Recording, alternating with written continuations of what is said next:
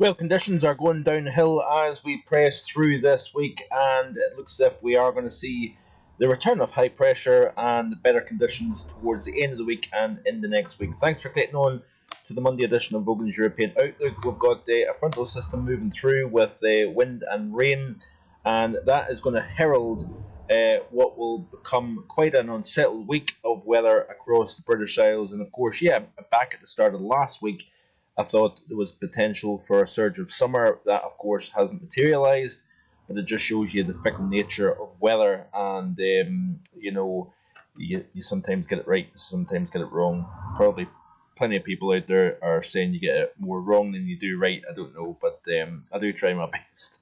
But I did say that, within the May forecast that we could have quite an up and down and bumpy type of pattern during the course of May, and it's becoming more and more difficult in a sense to determine where we're going with this summer because you've got a warm winter, you've had a warm spring, you've had a dry spring as well. That can at times, like 2018, lead to a glorious summer of hot weather. And in fact, 2018 ended up tying 1975 or 1976. I do apologise, I should know that, but as the warmest summer on record for the British Isles, I believe. I'm sure somebody will correct me if I'm mistaken about that. But any given type of spring pattern, yes, does display indications sometimes of where we're going as we progress from one season to the next, but that isn't always the case.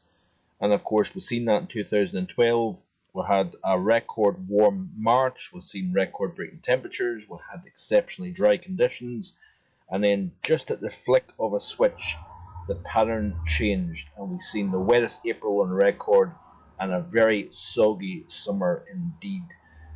If we're going to get a good spell of hot, sunny weather this summer, I think it's going to be in the front end of the summer.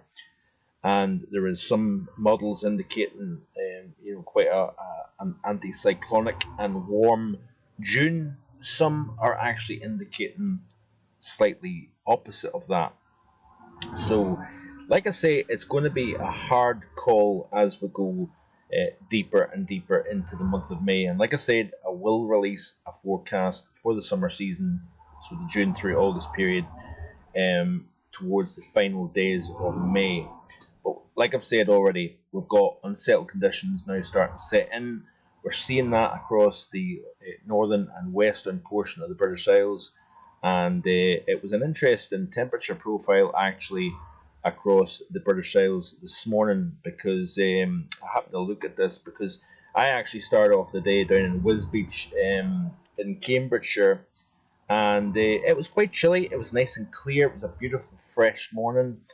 The temperatures actually were down into the kind of 6 to 8 Celsius range. Now we did see a 1 Celsius, by the way, somewhere down in East Anglia, but at the same time we have temperatures of 13 degrees at Altnahara. Now, yesterday morning, by the way, temperature started off just below freezing. Then the temperature shot up to 20 Celsius in the afternoon yesterday. So a big 20 degree rise and rise in temperature from the morning low to the afternoon high, which was quite interesting.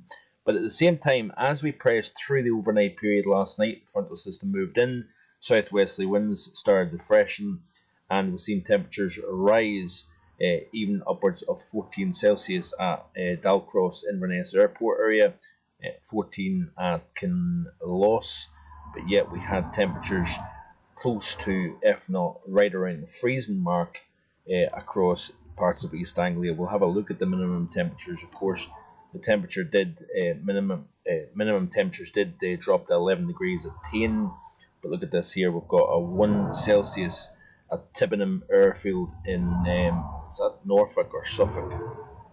I'm not 100% sure. It looks to me like it would be Norfolk, but I could be wrong about that. So, like I say, we are seeing conditions going downhill. Looking at the GFS, 500 millibar height anomaly chart here of the GFS, and you can see here the trough moving in, bringing areas of low pressure with it, and we're seeing conditions freshen up. So we wave temporarily goodbye to the area of high pressure that has been continuing to keep things very calm and settled and reasonably warm, especially in the sunshine.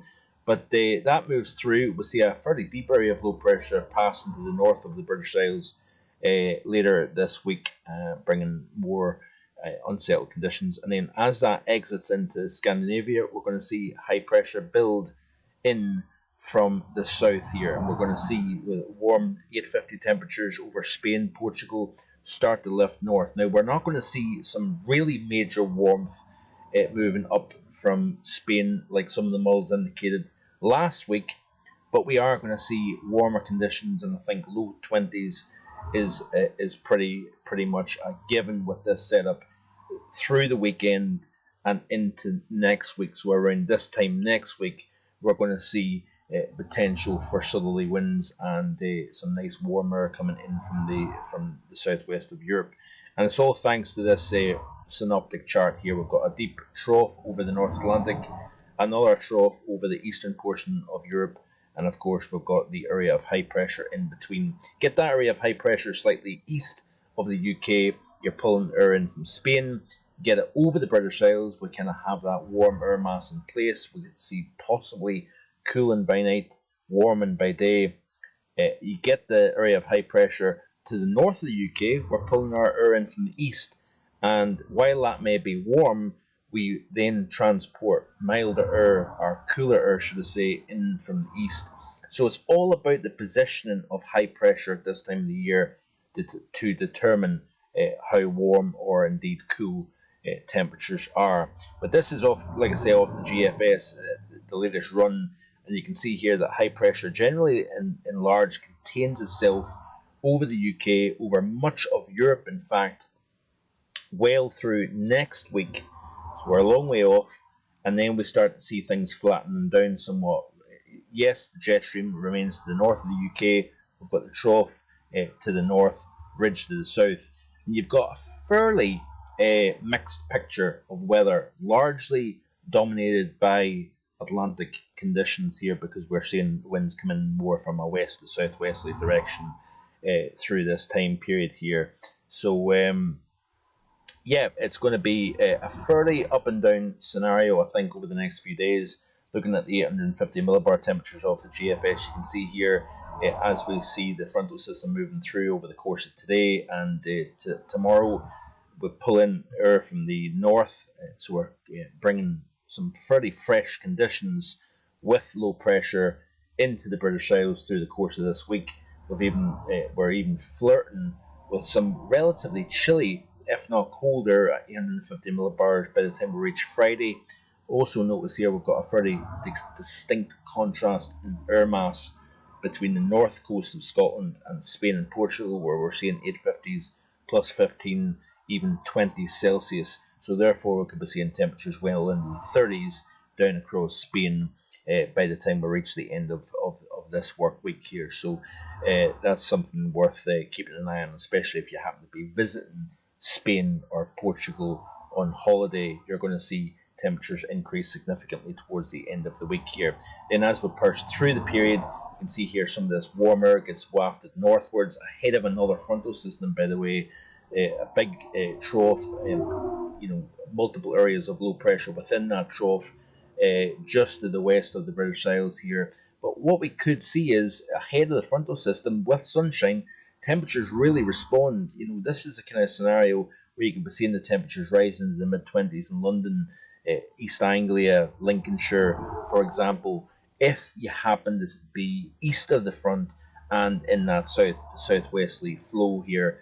But eventually what happens is we'll start to see that low pressure coming through, cuts off the warmth, and we're back into that mixed picture once again here. And it looks as if we've got a fairly zonal flow, if you will, as we go through the second half of May here. So it's going to be interesting to see as we go forward here exactly what takes place here. Looking at the CFSV2 precipitation, because of course we have had very dry conditions here, we're going to see conditions wetting up somewhat through the course of this week, and then the dry back down again as we go into the weekend and next week. But week 1, you can see here, wettest conditions, northwest Scotland, Northern Ireland, western portions of Ireland, very dry. The further south and east you go. Week 2, you can see here, drier than normal across the board, generally speaking.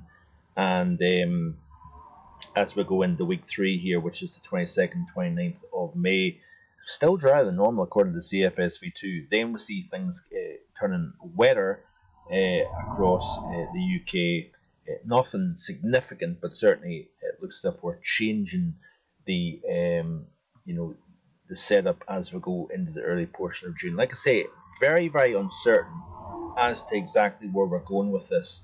My hunch is and was and continues to be really that we see the best of summer weather during the first half of summer.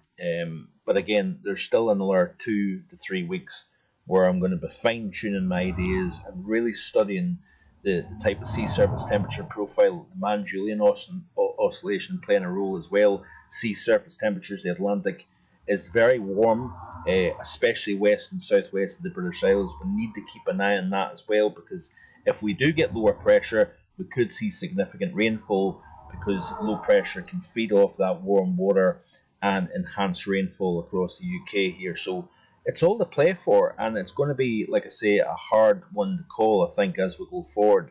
Bear in mind, of course, we have got a third-year La Nina, and the temperatures is not particularly coming down. This is the year-to-date, by the way. And look at the amount of warmth. Arctic, most of Asia and Europe here, as you can see here, warmer than normal. Africa, interestingly enough, is largely below normal. I think that's a direct consequence of the La Nina and also the positioning of the Mann-Julian oscillation during the winter season here.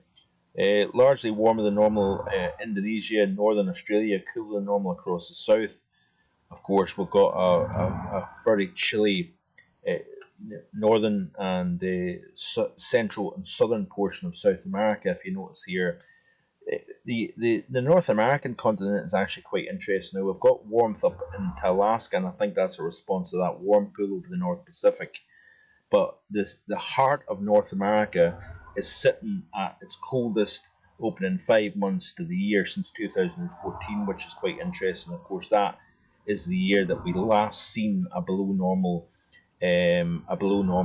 globe temperature wise. So yeah, it is very interesting indeed, actually, to see the continuation of global warmth, despite the fact that we're seeing a fairly pronounced La Nina and have done quite persistently for the last 3 years.